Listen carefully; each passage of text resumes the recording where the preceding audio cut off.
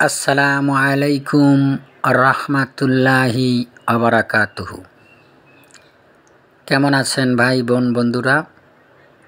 আমি আপনাদের দোয়ার বরকতে আল্লাহর শেষ মেহেরবানিতে ইনশাআল্লাহ ভালো আছি।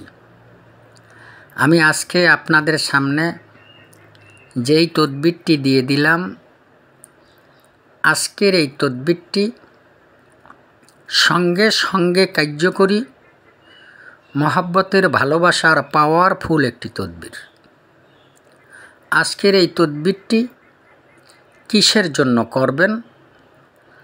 আপনার হারানো ভালোবাসার মানুষ আপনাকে ভুলে গিয়েছে, তাহাকে সঙ্গে সঙ্গে হাজির করার জন্য আজকের তদবিরটি আপনারা করতে পারবেন।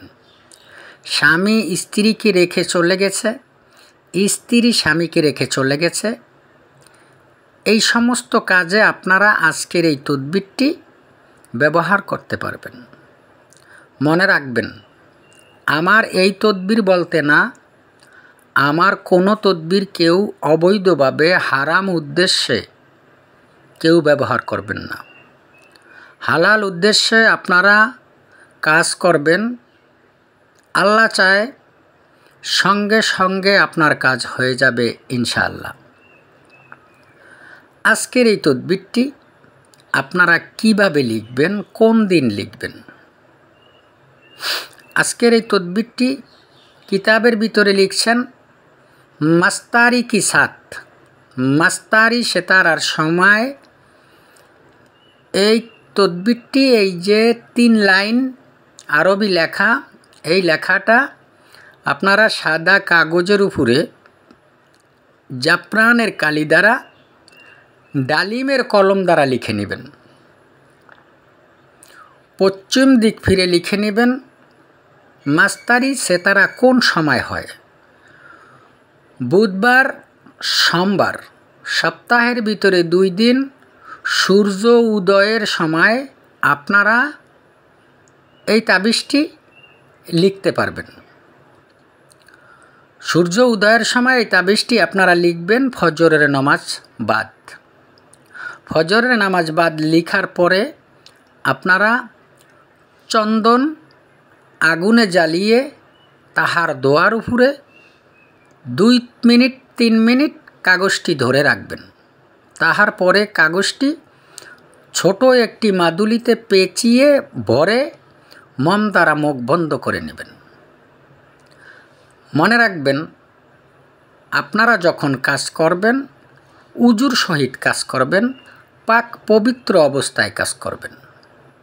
আপনারা তাবিজ লিখার পরে এই যে 3 লাইন দোয়া, এই দোয়াটা নিচে দেয়া আছে 132 বার।